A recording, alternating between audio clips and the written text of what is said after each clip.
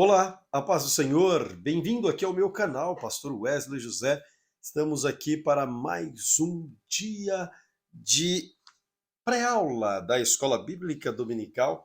Nós estamos tratando hoje da lição de número 9. Veja bem, aqui nós estamos tratando a respeito do treinamento de líderes segundo o modelo de Jesus. Este treinamento foi dado pelo próprio Cristo. O texto áureo da nossa lição, o texto principal, diz assim: E chamando os seus 12 discípulos, deu-lhes poder sobre os espíritos imundos para os expulsarem e para curarem toda enfermidade e todo mal. Aqui no capítulo 10, nós encontraremos Jesus investindo nestes homens dos quais ele havia chamado. E trataremos aqui a respeito deste treinamento que Jesus Cristo fez. Não é simplesmente chamar, não é simplesmente convidar para fazer parte da equipe, é treiná-los, orientá-los, direcioná-los, conduzir, dar ferramentas, preparar. Este é o papel do líder, e nós estamos falando num trimestre a respeito de liderança cristã. Se você ainda não é inscrito aqui no canal, aproveito este momento para incentivá-lo a inscrever-se aqui. Tem uma caixinha vermelha ou é aqui embaixo, mas tem também aqui.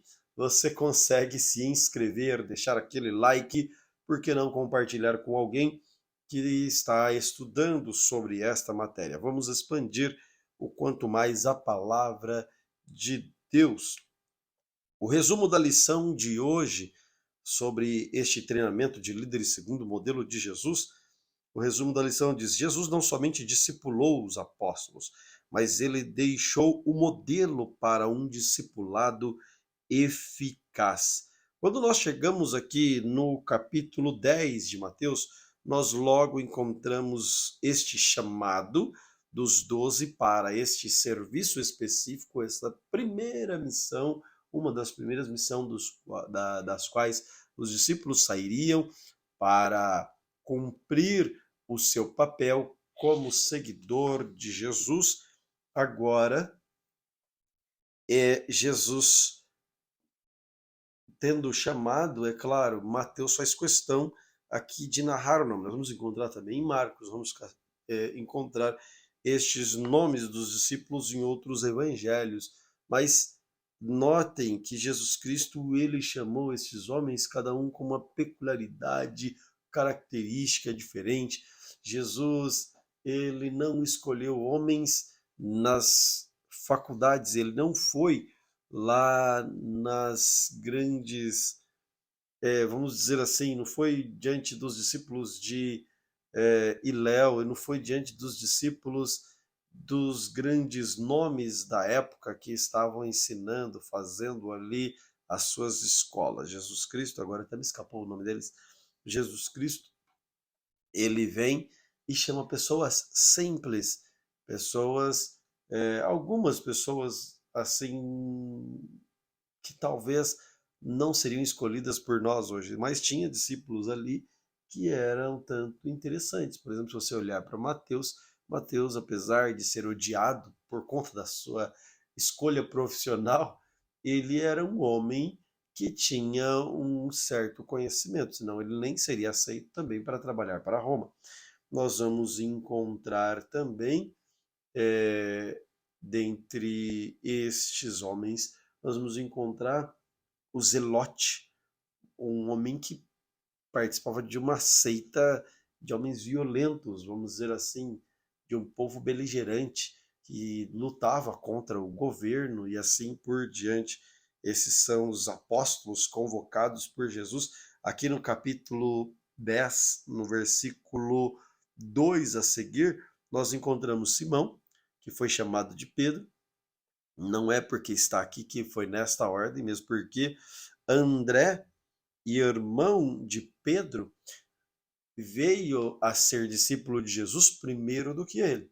Quando você lê o livro de João, você encontra André indo para seguir Jesus e depois ele vai discipular, ele vai evangelizar Pedro. E Pedro fica sabendo quem é Jesus, mas ainda não tem o encontro. Ele vai ter um encontro com Jesus no dia da pesca maravilhosa, quando ele pesca a noite inteira, não encontra nada. André, já conhecendo Jesus, de fato, Pedro, conhecendo de ouvir falar, naquele dia, quando ele chega à praia, está limpando as redes junto com os dois irmãos ali, Tiago, filho de Zebedeu, e João. Naquele momento, Jesus Cristo, que está na praia pregando, pede para entrar no barco de Pedro, e ali vocês conhecem todo o contexto. Acontece naquele momento o primeiro milagre de Jesus, que é o milagre da multiplicação dos peixes. Aí alguns até falam, mas o primeiro milagre de Jesus não foi aquele lá em Caná da Galileia, na festa do casamento? Cronologicamente, se você pensar comigo, naquele contexto, Jesus Cristo já tinha seus discípulos.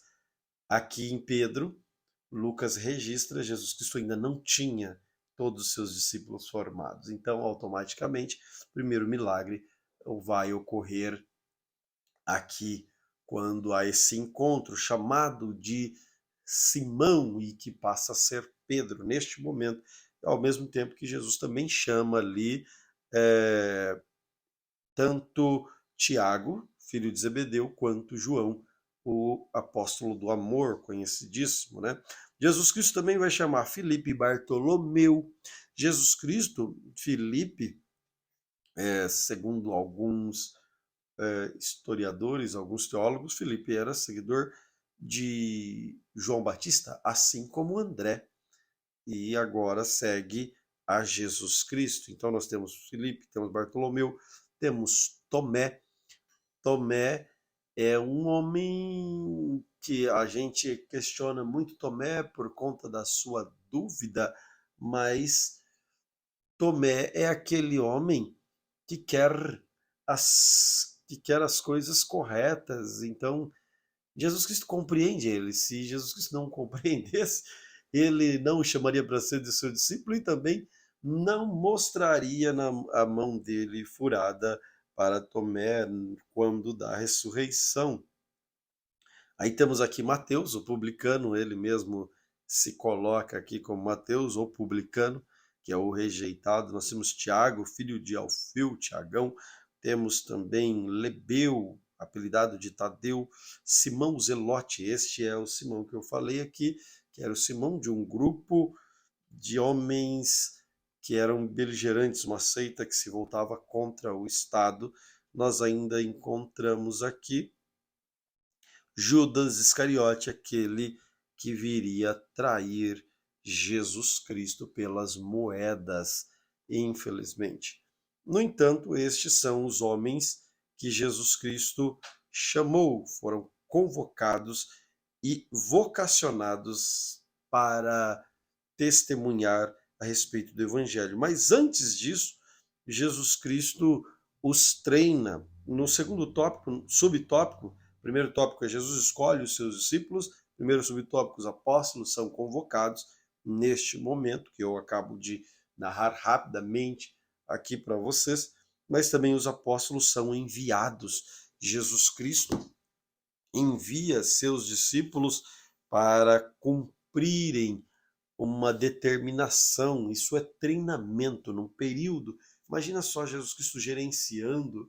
Existe uma série hoje que está muito famosa, eu recomendo você assistir e não só assistir, contribuir também, porque é uma série que ela se serve de pregar o evangelho, publicar o evangelho para todo mundo e que não tem patrocínio. O patrocínio dela são as pessoas. Então, já fiz aí o merchan para a série chamada The Chosen. E no The Chosen mostra Jesus Cristo gerenciando o conflito entre os discípulos, Jesus Cristo gerenciando a ansiedade de Pedro. É muito interessante esse olhar humano dos discípulos de Jesus, da pessoa de Jesus, da pessoa dos discípulos, cada um. É muito, muito interessante. É muito interessante quando Jesus Cristo vai chamando especificamente cada um e você vai ter ali uma importante bagagem para você falar também sobre este assunto de hoje. Imagina Jesus, mais uma vez digo, gerenciando a ansiedade de Pedro. Jesus, e agora nós vamos nos apresentar para... Você sabe que Pedro é eufórico, Pedro quer as coisas, quer resolver as coisas. Quando o Senhor vai se apresentar para a sociedade, Jesus Cristo tendo que gerenciar isso, controlando Pedro e os outros, André, Simão. Eu imagino um Zelote quer derrubar o Estado, e aí ele está seguindo aquele que seria o Messias. Então, imagina a ansiedade desse homem, que, pô, tô seguindo o Messias, e o Messias é o cara que vai quebrar com todas as estruturas. Então, Jesus Cristo gerencia esses conflitos, esses interesses, e vem apresentar para eles que o propósito dele é outro. Ele vem. Jesus Cristo é maravilhoso, ele nos escandaliza. Então, a designação dos 12 apóstolos deu início do ministério de Jesus, quando ele chama esses homens e diz que a seara é grande, mas são poucos os ceifeiros. Está logo aqui no capítulo 9, nós lemos o capítulo 10, mas no capítulo 9, versículo 35 ao 38, você encontra Jesus Cristo dizendo, falando a respeito disso. Logo após tópico 3, você encontrará também os apóstolos são orientados. Depois de Jesus separar os 12, dentro do contexto aqui ainda do capítulo 10, Jesus Cristo dá algumas orientações. Olha o versículo 7. Versículo 6. O que Jesus Cristo disse? Eu vou ler o 5 também. Jesus ouviu, enviou os 12 e ordenou, dizendo: não irei pelo caminho das gentes, nem entrei nas cidades dos samaritanos. Aí olha o 6. Mas ide diante as ovelhas perdidas da casa de Israel. 7. E indo pregai, dizendo: é chegado o reino de Deus. Curai enfermos. Jesus Cristo orientando. Limpai os leprosos. Isso aqui é maravilhoso. Limpai os leprosos. Jesus Cristo está dando orientações específicas para esses homens. Homens que normalmente vê um leproso que ele tem que gritar, andar com o cabelo bagunçado, segundo no Levítico capítulo 14, não pode pentear o cabelo, tem que andar com a roupa rasgada. Quando ver alguém tem que gritar, leproso, leproso. E Jesus Cristo diz: limpai os leprosos. Vai lá, toca neles, abraça, limpa eles, cure-os, ressuscitem os mortos, se expulsai os demônios. De graça recebeste, de graça dai. Olha que maravilhoso. Isso aí entra em contrapartida. É claro, irmãos, que eu respeito as pessoas que vivem do ministério, mas preciso deixar aqui uma crítica severa aos abusos que acontecem diariamente, infelizmente, mas de graça recebeste, de graça dai. Ah, quanto custa o acervo do conhecimento? Ah, quanto custa o tempo de dedicação? Quanto em Cristo Jesus? Sem Cristo Jesus, tudo isso é nada. Tudo isso são livros, tudo isso é simplesmente uma faculdade, não é nada. Mesmo porque quem convence o homem do pecado é o Espírito Santo. A gente simplesmente é um instrumento utilizado para ir e fazer, para ser o discípulo de Jesus. Então ele vai orientando: não possuais ouros, nem prata, nem cobre, nem vossos cintos. E ele vai dando aqui instruções para estes homens. Não basta fazer o que é certo, é preciso fazer do jeito certo. Esta é a questão. Além disso, Jesus não fala a respeito de resultados do número do trabalho, mas da ênfase da forma em realizá-lo. Olha que interessante e importante isso aqui. Hoje a preocupação é números que eu apresentarei, o quanto eu tenho de resultado. Jesus Cristo não está preocupado com isso aqui. Jesus Cristo está preocupado em fazer corretamente. Porque quem faz corretamente, quem aplica-se da forma correta, automaticamente os resultados são certos. E mesmo porque quem coopera conosco é o Espírito de Deus. Então, Jesus não vai falar a respeito disso, dessa questão da quantidade. As orientações que Jesus deu aos apóstolos mostra que é preciso foco naquilo que realmente é importante. Também é necessário saber qual é a mensagem que deve ser pregada. Ser simples, mas ao mesmo tempo ser prudente e cauteloso no cumprimento da missão. Não adianta eu rebuscar com palavras difíceis se o meu interlocutor ele não compreende aquilo que eu estou dizendo. Do mesmo modo, Paulo ensina aos coríntios e fala: se alguém ficar falando em línguas aqui estranhas, quem vai compreender?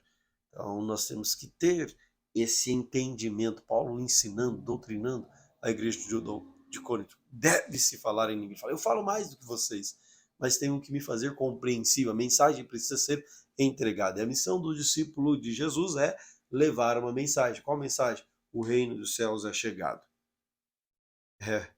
É informar que Jesus Cristo chegou e agora é hora do evangelho ser anunciado. O treinamento de Jesus, força na fraqueza. Nenhum dos 12 apóstolos fazia parte de alta cúpula religiosa judaica. Nenhum deles. Nenhum estudou com Gamaliel, nenhum estudou com tantos outros nomes importantes daquela época. Dos discípulos, não. Paulo, sim. Paulo, ele teve uma estrutura assim de ensino, de conhecimento muito importante, muito interessante. Agora, os discípulos de Jesus, homens simples, homens pescadores, homens coletores de impostos, um sabia artes marciais, talvez, ou pegar em armas, tocar espadas e assim por diante. Jesus vem falando trazendo esses homens. Então, homens pescadores, cobradores de impostos, alguns com características que foram escolhidas por Jesus para fazerem parte do seu grupo íntimo. Foi exatamente essas limitações, nas fraquezas. E aí é maravilhoso, porque quando nós lemos 2 Coríntios capítulo 12, versículo 9, eu gosto da versão, aqui eu tenho estudado bastante aqui na versão corrigida. Dia a dia eu uso a NAA, mas eu tenho estudado um pouquinho esta corrigida, a tradução na linguagem de hoje, e ela está muito interessante. Segundo os Coríntios capítulo 12, aqui no versículo 9, olha como se lê aqui, diz assim: as coisas provam que de fato sou a... as coisas que provam que de fato sou apóstolo foram feitas entre vós com muita paciência. Eu estou lendo 12:12, né? 12:9, voltando aqui, tem que pôr aquela figurinha escura apagando aí. Mas olha o versículo 9, o correto agora lá. Vamos lá. Mas ele me respondeu. Paulo, você sabe do contexto aqui, Paulo está orando, ele já orou por 3 vezes pedindo a Deus para tirar o espinho na carne, tirar aquilo que entristecia, que fazia ele sofrer. Então ele diz assim: mas ele me respondeu: a minha graça é tudo o que você precisa, pois o meu poder é mais forte quando você está fraco. Isso aqui é maravilhoso. Na sua versão, talvez, meu poder se aperfeiçoa na fraqueza, minha graça te basta. Mas nesta versão, olha que interessante, a minha graça é tudo o que você precisa. É claro que eu preciso estudar, eu preciso me preparar, eu preciso estar pronto, mas sobre todas essas coisas, sobre todos esses floreios que nós podemos conseguir, sobre todas as coisas, o que nós precisamos é de Deus. O que nós precisamos é da graça de Deus. Porque nós, irmãos, mesmo não tendo nada, mesmo sendo fracos, mesmo não tendo teologia, mesmo não tendo curso disso ou daquilo, se nós tivermos tão somente, ou seja, tudo que é Cristo Jesus, isso é suficiente. Por quê? O poder dele é aqui, olha que frase maravilhosa. Portanto, quando ele diz assim, o meu poder é mais forte quando você está fraco. Claro, quando eu me sinto autossuficiente, quando eu acho que meus diplomas, meu anel, ou tudo que eu acho que sei é suficiente, o nome de Jesus não está sendo glorificado, não é ele que aparece. Então, você vai por conta própria. Mas se eu vou na humildade, no, confiando nele, é aí que o poder dele Meu Deus, é maravilhoso. Aí eu vou pregar, vamos seguir aqui.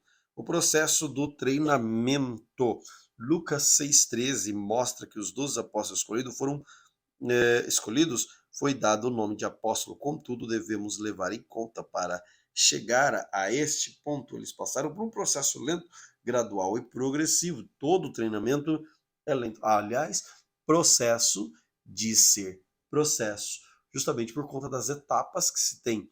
E eu tenho um professor chamado Mário Simões, ele diz que processo deveria ser assim, procé, vários es, vários S, não apenas dois, so, processo, o negócio porque ele estende mesmo.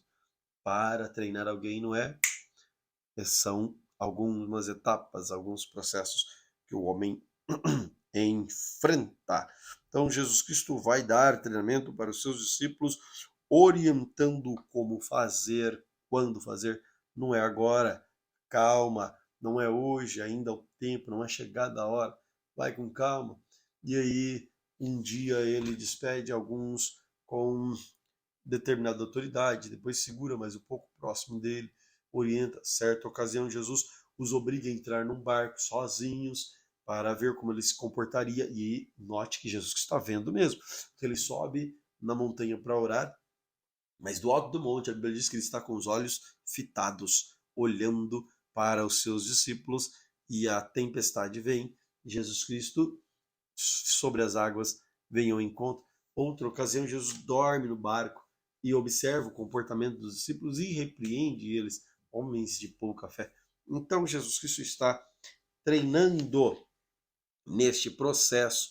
Jesus Cristo está aí abrindo o entendimento deles para que eles compreendam tudo que estava envolvido. Jesus trata egoísmo e soberba de alguns deles, tornando pessoas humildes para o serviço. Jesus fortalece a fé desses homens. Acabei de dar um exemplo aqui. Jesus revela o aspecto da missão do qual ele estava envolvido. A missão não é bélica, a missão é espiritual. A maior missão de Jesus Cristo, ela era espiritual. Imagina colocar isso na cabeça de Simão Zelote. Imagina colocar isso na cabeça de Pedro e tantos outros dos discípulos dele que estavam ansiosos para ver a revolução acontecer. Pense bem, o resultado do treinamento. O resultado do treinamento é que eles agora são chamados de apóstolos. Após a ressurreição e o momento antes de ascender para o céu, o Senhor Jesus ordena seus discípulos para que não se ausentassem de Jerusalém, para que eles fossem revestidos de poder. Então, Atos 2, nós vamos encontrar o momento em que o Espírito Santo desce, reveste esses homens de intrepidez, ousadia, coragem, e ali vocês vão ver o fenômeno da grossolalia, a xenolalia, onde eles falam em mistério e são edificados, porque quem fala em línguas edifica-se a si mesmo, e também o fenômeno onde eles pronunciam e outros de outras nacionalidades compreendam e são evangelizados naquele momento, o que vai culminar numa pregação maravilhosa de Pedro, e 3.000 pessoas, vidas, vão se render aos pés de Jesus Cristo. Este resultado do treinamento, onde eles vão se tornar cheios de Deus, agora com toda a ousadia possível para fazer a obra. E o último tópico da nossa pré-aula aqui da Escola Bíblica Dominical é uma liderança discipuladora. Jesus e o discipulado. Jesus não somente ordenou cada um discípulo acerca, repito, Jesus não somente ordenou acerca do discipulado, mas durante o seu ministério terreno, esteve envolvido nessa tarefa, servindo de modelo à igreja, de uma forma especial aos líderes cristãos. O termo discípulo vem do latim discipulatus, que aponta para o trabalho de um ensino, instruir os outros. Veja, Jesus Cristo em diversas ocasiões. Jesus Cristo, nas suas instruções finais, Jesus Cristo está orientando, texto muito conhecido ali de João, quando Jesus Cristo começa a lavar os pés dos seus discípulos, Pedro não quer deixar Jesus Cristo lavar os pés. Pelo que Pedro diz, jamais, não deixo, não permito. Então Jesus fala, se eu não lavar os seus pés, não tem parte comigo. Ah, então lava o corpo todo. Não é por aí, calma. Eu preciso fazer isso. Mas não há necessidade de dar um banho todo em você. Jesus lava os pés deles, ensina e fala, olha, vocês têm que fazer o mesmo.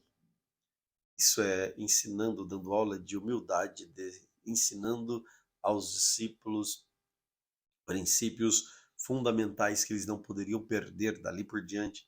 Jesus Cristo vai ensinar sobre o valor de uma pessoa rejeitada quando Jesus Cristo prega a respeito da ovelha perdida. Lá em Lucas 15 ele fala a respeito da dracma que está perdida dentro da casa, a respeito da centésima ovelha que o pastor vai de encontro, e a respeito do filho pródigo, o valor destas pessoas, Jesus Cristo treinando. E quando Jesus Cristo vai até Samaria para encontrar com uma mulher que já teve 5 e o que ela estava não era dela. Isso demonstra um treinamento absurdo para esses homens que não podiam, segundo o costume, segundo os dogmas dele, sequer encontrar com os samaritanos. E agora Jesus Cristo vai, encontra e também faz dessa mulher uma grande discípula que sai pregando em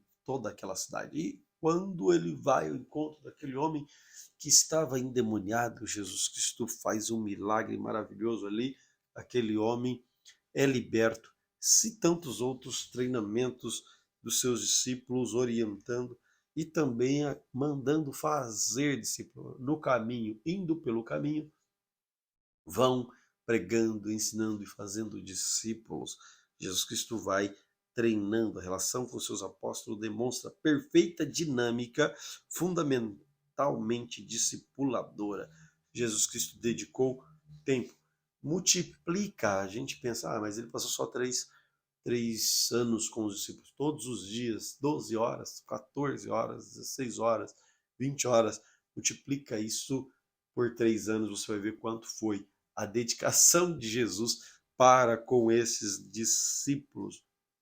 O modelo do discipulado de Jesus. O Senhor não só treinou seus discípulos, mas ele deixou um modelo de discipulado para nós. Jesus não tratou o discipulado como algo isolado no seu ministério. Pelo contrário, essa prática permeou toda a trajetória terrena. Afinal de contas, todas as suas ações se deram na presença dos seus discípulos. O modelo de discipulado deixado por Jesus é algo que flui naturalmente da vida da igreja, como demonstração clara que, assim como o seu Senhor, essa igreja está envolvida na formação do caráter das pessoas, seguir este modelo, ou seja, seguir Cristo, viver princípios deixados por ele, princípios do amor, princípios do perdão, da misericórdia. Olha o princípio do amor, da graça. Jesus está indo com uma multidão e encontra uma multidão vindo e uma mulher com o seu defunto, seu filho. Então, naquele momento, Jesus Cristo, ele ressuscita aquele morto e demonstra o carinho, o amor. Quando Jesus Cristo encontra-se com aquele homem que estava com lepra e o leproso diz, se quiseres, podes me limpar. Jesus diz, movido de íntima compaixão, ele diz, eu quero ser limpo. Jesus Cristo chora com as irmãs de Lázaro, lá quando ele vai, antes de ressuscitar Lázaro.